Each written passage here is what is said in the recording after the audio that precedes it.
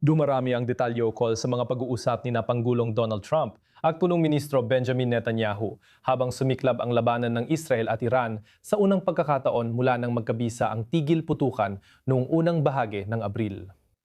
Sa ulat ng BBC, tinanggi ni Trump na sinuway siya ni Netanyahu ng utusan ng militar na rumispond laban sa Iran matapos ang mga pag-ataking misail sa Israel.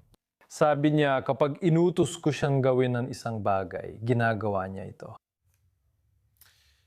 At ngayon ay pupunta tayo kay Jonathan Javor, isang internasyonal na political consultant at dating senior advisor ni Foreign Minister Gideon Saar. Maligayang pagdating, Ginong Javor. Ano ang masasabi mo tungkol sa mga kamakailang pag-uusap na ito, alam mo, sa pagitan ng Pangulo ng Estados Unidos at ni Benjamin Netanyahu? Nakikita mo ba na ang isa sa kanila ang may huling salita o kapangyarihan sa isa? O ito ba ay normal lang na relasyon sa pagitan ng dalawang politiko? Magandang hapon. Sa madaling salita, bahagi ito ng patuloy na relasyon ng dalawang leader na ito. Dapat mong tandaan na parehong napakalapit ng presidente at ng punong ministro.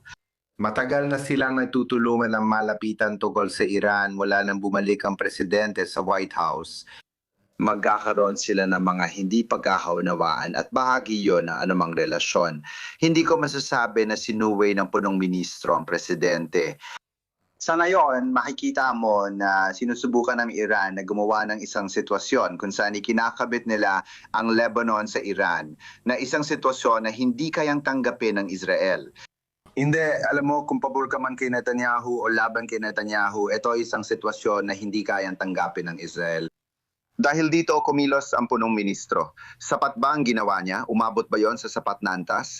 Panahon lang ang makapagsasabi. Pero malinaw, hindi ito pagsuway sa presidente. Ito ay tungkol lamang sa pagtiyak na mula sa pananaw ng deterrence, alam ng Iran ang mga red line na hindi handang lampasan ng Israel. Tungkol din ito sa pagpapakita ng lakas ng Israel. At gaya ng ginagawa ng Israel sa buong labanan na ito, sa pamamagitan ng pagputol at paghihiwalay ng mga bahagi ng palaisipan, patuloy nila itong ginagawa at hindi hinahayaan ng Iran na diktahan kung paano mangyayari ang mga bagay sa Lebanon. At yan ang sinabi ng Pangulo, kung alam mo ang mga sinabi ng Pangulo, na kung sinuway siya ng punong ministro, hindi niya ito gagawin. Sabi nga ng Vice Presidente ngayong araw, minsan talaga magkakaroon ng mga hindi pagkakasundo. Sa huli, darating ang panahon na kailangan yunahin ng Israel ang sarili nilang interes at ganoon din ang Amerika. Iyan din ang nakita natin ito mga nakaraang araw. Sa kabilang banda, may paparating na halalan sa Israel na mas mahalaga kay Netanyahu kaysa midterm elections para kay Donald Trump. Siyempre, siya mismo ang kandidato dito sa Israel. At ito ay nadudulot ng maraming problemang pampulitika, lalo na para kay Netanyahu. Sabi ng iba at ng kanyang mga kalaban, siya ay pinangungunahan ni Pangulong Trump at nawala na ng soberanya ang Israel. Ano ang masasabi mo tungkol dito, lalo na para kay Netanyahu? Malaking issue ito. Pagsapit ng katapusan ng Oktubre tapos ng eleksyon dito sa Israel. At lahat ng ginagawa niya na yon ay mahalaga pagdating sa eleksyon at politika. Alam mo, masasabi ko sa iyo na yon, kakagaling ko lang sa Lamay na isa sa mga sundalong napatay nito nakaraang weekend. Ang impluensyan yon na nakakaapekto araw-araw kapag may nasasawing sundalo.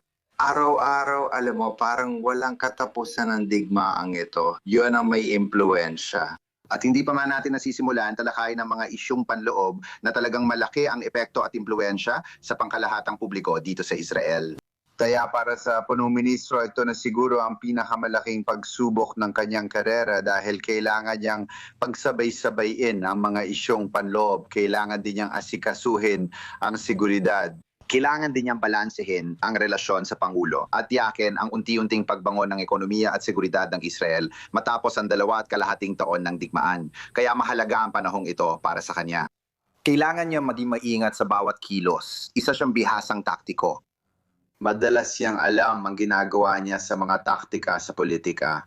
At kailangan natin makita, alam mo, habang lumilipas ang panahon at habang papalapit tayo sa opisyal na deklarasyon ng eleksyon, makakatulong ba o makakasama sa kanya ang mga bagay na ito habang papalapit na ang mga Israeli sa pagboto? At kung nilalapit pa natin yan sa issue ng Lebanon, alam mo, ang Pangulo ay kahit papaano ay may impluensya kay punong ministro Netanyahu na huwag palawakin ang aksyon laban sa Hezbollah sa Lebanon. At ito ay nagdudulot ng maraming problema kay Netanyahu sa kanyang mga tapat na taga-suporta sa Hilaga.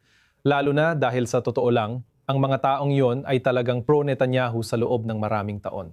Ngayon, makikita nating hindi maganda ang mga survey para kay Netanyahu. Sa palagay mo ba dapat niyang gawin yon kahit labag kay Pangulong Trump at huwag sundin ang payo niya, ituloy ang laban sa Hezbollah kahit may impluwensya si Trump?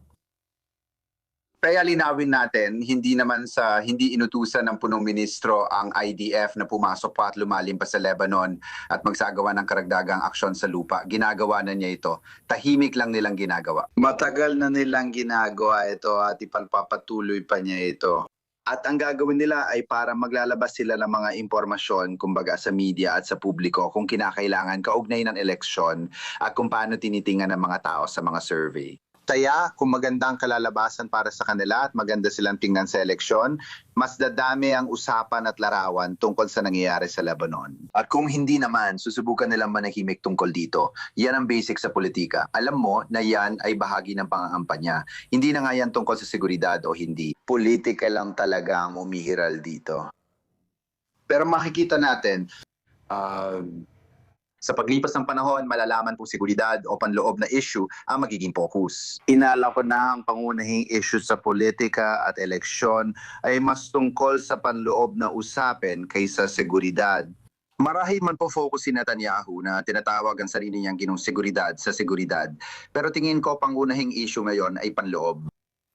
Sige. Jonathan Yavor, international na political consultant at dating senior advisor ni Gideon Sar. Salamat sa pagsama sa amin. Salamat.